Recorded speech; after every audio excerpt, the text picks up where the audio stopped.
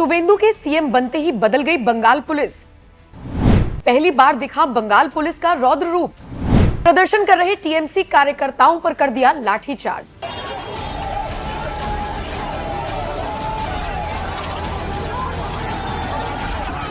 नमस्कार, स्वागत है आप सभी का। आप देख रहे हैं एनएमएफ न्यूज, आपके साथ मैं हूं नम्रता चौधरी। जिन तस्वीरों को आपने अभी अपनी स्क्रीन पर देखा, ये तस्वीर कोलकाता से सामने आई है। हालांकि ये तस्वीर हाल फिलहाल की नहीं है। बताया जा रहा है कि जिस वक्त बंगाल विधानसभा चुनावों के नतीजे आ रहे थे, ठीक उसी वक्त टीएमसी कार्यकर्ता जगह जगह पर प्रोटेस्ट के लिए तैयार थे। चूंकि 4 मई को 2 बजे के आसपास पूरी की पूरी तस्वीर साफ हो चुकी थी, ऐसे में बंगाल पुलिस ने सोचा कि क्यों ना अपना धर्म और खाकी का जो फर्ज है उसे निभाया जाए, और लिहाजा ये तस्वीरें सामने आई।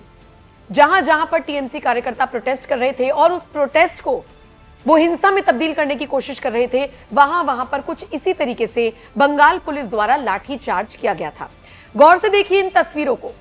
पश्चिम बंगाल की राजधानी कोलकाता से जब ये तस्वीरें सामने आई, वो भी टीएमसी कार्यालयों के बाहर से, तो इनकी चर्चा उस वक्त भी हुई थी। आज एक बार फिर, चूंकि सोशल मीडिया का जमाना है, ऐसे में एक बार फिर से जब ये वीडियोस वायरल हुई तो सोचा क्यों ना इसकी पड़ताल करते हुए इसकी सारी हकीकत आप तक पहुंचाएं। तस्वीरें ठीक हैं, बिल्कुल सही जगह से आई हैं, फैक्टफुली भी बिल्कुल सही है, लेकिन टाइमिंग का सारा खेल है। ये तस्वीरें 4 से 5 मई की बताई जा रही हैं, कोलकाता की ही बताई जा रही हैं। और जैसे कि आप इन तस्वीरों में देख भी पा रहे हैं, टीएमसी कार्यकर्ता प्रोटेस्ट के लिए बैठे हुए थे और इस प्रोटेस्ट को वो हिंसा में तब्दील करने की कोशिश कर रहे थे। उस वक्त बंगाल पुलिस ने खाकी का फर्ज निभाते हुए, या फिर ये कह लीजिए कि चुनाव आयोग का जिस तरीके से प्रेशर था उसे पूरा करने के चक्कर में टीएमसी कार्यकर्ताओं को पहले तो प्यार से समझाने की कोशिश की, लेकिन ये दीदी के नेता हैं, तृणमूल कांग्रेस के नेता, ये प्यार से बाज नहीं आते हैं और इसीलिए फिर पुलिस को वो करना पड़ा जो शायद वो नहीं करना चाहते थे।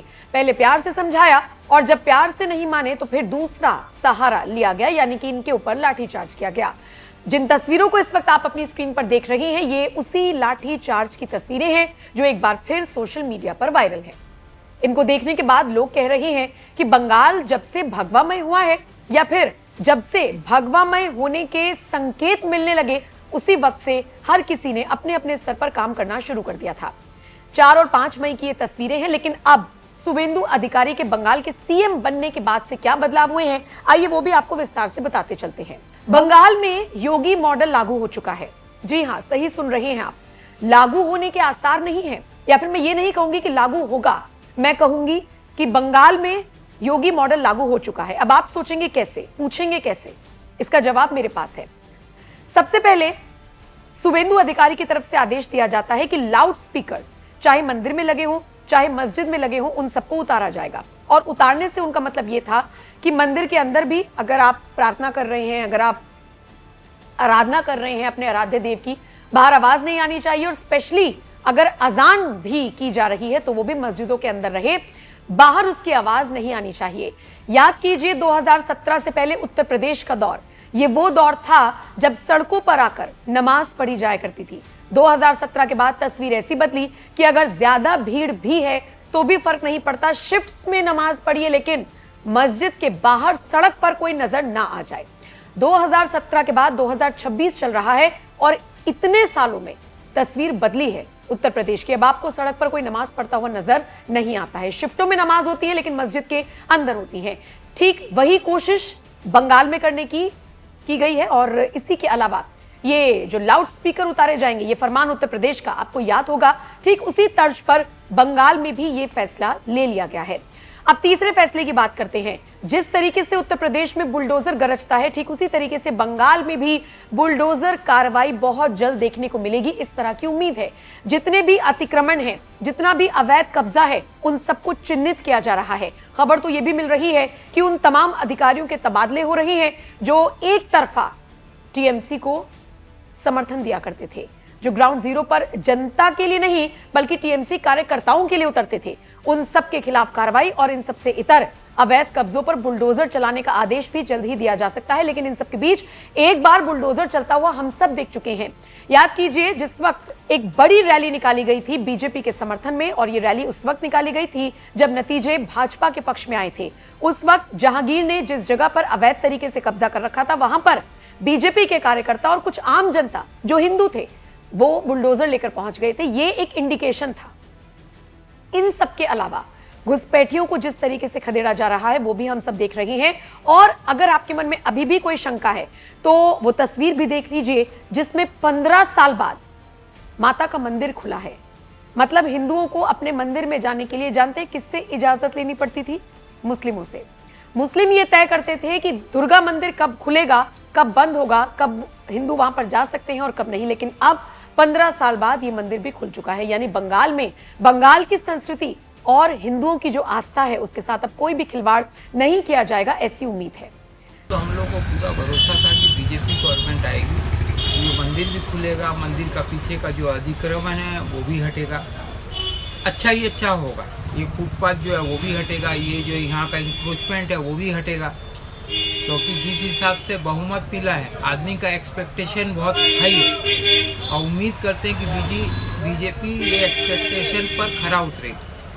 इतने सालों तक मंदिर ये बंद रहा है, आपके बगल में ये लोग आते थे, घूम कर चले जाते थे, पूजा पाठ नहीं कर पाते थे। अब खुलने के बाद कैसी उम्मीद कर रहे हैं? उम्मीद तो हम लोग को पूरा इन्हीं से था, क्योंकि जो इससे रूलिंग पार्टी थी वही तो ऑब्स्ट्रक्शन लगा के रखी थी, डायरेक्ट इनडायरेक्ट। एक पर्टिकुलर कम्युनिटी का तो ऑब्जेक्शन था, उसका सह था एडमिनिस्ट्रेशन का, टीएमसी का, बोल के ये मंदिर बंद था। आज वो पार्टी सत्ता परिवर्तन हुआ, ठीक हो गया। मंदिर में पूजा अर्चना को लेकर के आप लोगों को विशेष क्या तैयारियां है आगे कैसे? अब तो तैयारी अभी हम लोग चाह रहे हैं कि हम लोग का ये मंदिर खुला है, लेकिन हम लोग जो लीगली हम लोग के ऊपर ऑब्स्ट्रक्शन लगा हुआ है, हम लोग चाहते हैं कि वो ऑब्स्ट्रक्शन हम लोग का लीगली हटे, पेन एंड पेपर में। वो हटने के बाद हम लोग परमानेंट मंदिर जो बना हुआ है उसमें मूर्ति का स्थापना करके सब कुछ करके भव्य रूप से करें। बहुत अच्छा लगा।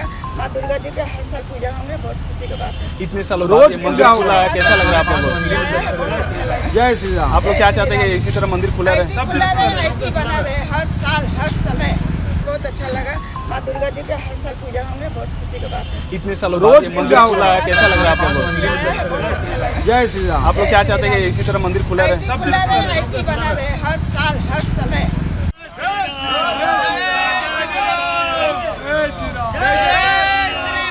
कुल मिलाकर बंगाल में बहुत सारी चीजें बदल रही हैं और माना यह जा रहा है कि इसकी शुरुआत, इसकी नींव उसी वक्त से रख दी गई थी जब शपथ ग्रहण समारोह में सुवेंदु अधिकारी को उत्तर प्रदेश के मुख्यमंत्री योगी आदित्यनाथ ने भगवा फटका तोहफे में दिया था।